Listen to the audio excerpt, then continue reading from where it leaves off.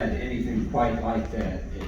The people that attended the first and second and third ABA meetings never before even conceived the idea of this type of digital marketing and this type of approach to business. And me coming out of the advertising business for 20 years in the 60s and the 70s and the 80s, so much has changed since that time. And in the 90s, I was in the broadcasting business with a large chain of radio stations, and the marketing and advertising that companies were doing it in such a different way.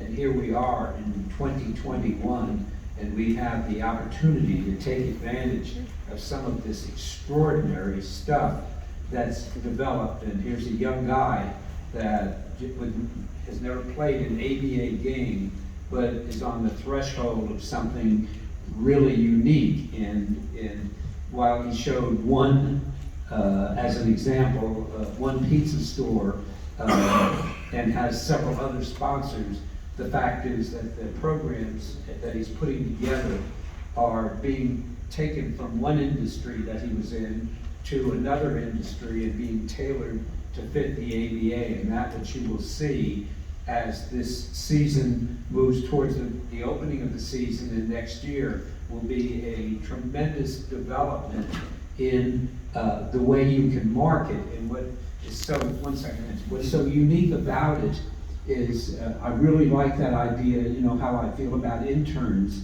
I like the idea of the ability to spread your reach dramatically without large paid salary manpower. He scooped another presentation that we have later on this afternoon, a business management system differing considerably from Alex in the management team, because Alex is focused on marketing, generating revenue for the team, return on investment for advertisers.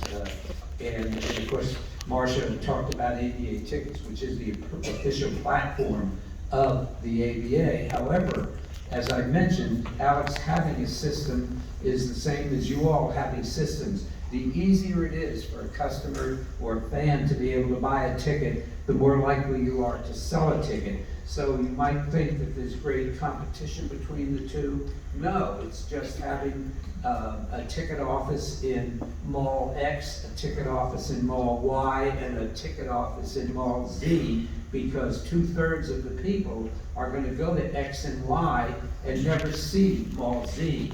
We are developing a format where it will be so easy for people to get tickets in advance of the games that it will make your business run better. So Alex, I appreciate you. I just want to throw it out there as well. On that hyperlink where it says buy now, you can actually input ABA Ticket Sales website where the buy now is. So when someone clicks there, it's going to launch to the ABA Ticket Sales website. So it's going right there for your team. So you can integrate it to everything you want it to be. So you don't have to have two different platforms if you don't want to, but there's options too as well, like Joe was saying. And this ability to get your money is important. Then what are you saying? Software. So I'm going to tell you, I'm impressed at this meeting. You know, we're going to break for lunch about 12 o'clock. Okay, so we got about 45 minutes, and I really have to say that this is a lot to absorb, and a real lot to absorb. I noticed as I walked around a lot of notes that are being taken, and almost a level of confusion of saying, my goodness, this is more than I bit off. I just wanted to have my 10 players play their 10 players. What did I get myself into? But I will tell you, when I see the value of NBA teams in billions of dollars, and I see the value of NFL teams in billions, and Major League Baseball and building in their values, and I know that sports brings 8 times revenue. I mean, I want you to think about this. If you make $50,000 a year, your team is worth $320,000. Our market reservation fee is $2,500. If you can only make $50,000, your team is worth $320,000 on the market, and there is a broker that can sell your team for you. If you make $100,000 a year, your team that you paid $2,500 for is worth $800,000 a year, okay? Now I have to tell you, so you know, and you and many of you, well, Marshall's on the back, I had a team in the ABA for 2 years, 2000, 2001. I started my team 1 week before the season started, November 26th. I think the first game was the first. I'm a little different because I came out of the background I did. I brought in my first 2 years, $650,000 a year. For the first 2 years, that's what I brought in revenue. 2 years, $650,000. Under today's operating budgets, with the referees and with the venues, I paid $8,500 a night for my venue, and I had 20 home games. So it cost me $180,000 for my venue. I paid my players an average, you got pictures, I paid my players an average of $50,000 a year, and I had 14 of them. Okay, and I paid them $50,000, highest paid players in the league. I also averaged 1,500 to 3,500 people a game playing at Buckley University. Under today's budgets, what you operate with, I would have made $450,000. If I made $450,000, my team at the end of 2 years would have been worth $3.2 million for a $2,500 investment. So when I look at you all and as owners, I say to myself, you should not be worrying about paying the refs and paying for your venue and paying for your travel and paying for your uniforms and all the expenses that you have. You should be concerned with how much net revenue you can generate from the investment you made. When he uses the term, advertising term, ROI, he said return on investment. I put $1,000 into the bank, and if my return on investment at 2% would be $20 interest. I get back $20, not $200. I get back 20. That's return on your investment. Okay. So the mentality I want you to have, and one of the reasons I'm having this kind of an agenda is I want Billy Martin used to be the coach of the New York Yankees, and he played small ball, get a man on first base, sacrifice to second, steal him to third, and get a run. Earl Weaver, playing against him with the Baltimore Orioles, was big ball.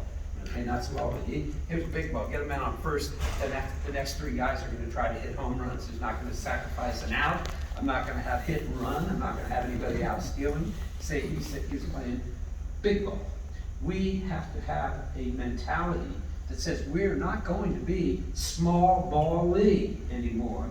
That's why junior ABA, and that's why ABA tickets, and that's why internet marketing, and that's why all of these things are being thrust upon you, which I will follow up in my memos. But it's about time that we take the values of our teams up to $300,000, $400,000, $500,000, $600,000. And if you have that just on a balance sheet, and you go to these sports brokers today and say, I made $100,000, they'll say, what do you want for your team? You say $800,000? So minor league baseball teams are selling for $20 million. I mean, minor league baseball. Do you know the number one motivator to go to a minor league baseball game is? Does anybody know what the number one motivation to go to? Hot dogs. Their concession stands. Is the number one motivation to go to minor league baseball. You try to buy a minor league baseball team now, $2 million, $3 million, $4 million.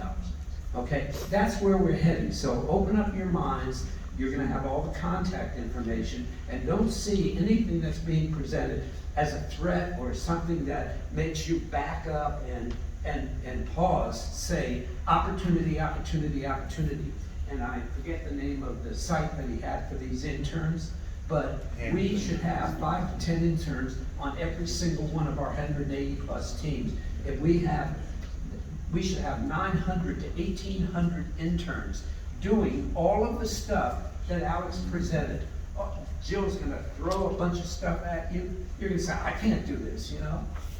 David's pastor, I can't do this, I gotta give a sermon, okay? Well, if he had 10 people doing this, and when do you see what Mike Stedman from San Francisco is gonna throw at you today? And I was sitting here, I'm looking at Mike, and he's saying, God, this is what I'm doing, and this is what Al's doing. No, it's just this arsenal of things that you have in your belt. You see, because you know when you get a person come out and work on your house, he has a screwdriver here, and he has a hammer here, and he has a saw here, and he has nails here. He just doesn't have a hammer. He's loaded, and we have what we now have is a hammer and a saw and all of the other tools we need to be monstrous. And the thing I like about you all, specifically in this room today, is it's not easy to get on a plane, and not easy to go through TSA, and not easy to book a room, and not easy to do anything. But you're here today because your mind says that which was is not good enough for that which will be. And so, you know, that's why I applaud you and I appreciate your being here. Now, I get to the next one. I'm trying to move through so we get a bunch before lunch, okay? So as we sit here today, many of you have secured dates for your home games from your venues, and some of you have not. And thus, on August 14th, we do not have complete schedules for all of our divisions. Being at the mercy of venues to provide dates has always been a problem, and a problem that the NCAA teams don't face, a problem that the NBA, NFL, Major League Baseball, National Hockey League, National Major Soccer League, they do not have that problem. And the reason is because they have their own venues.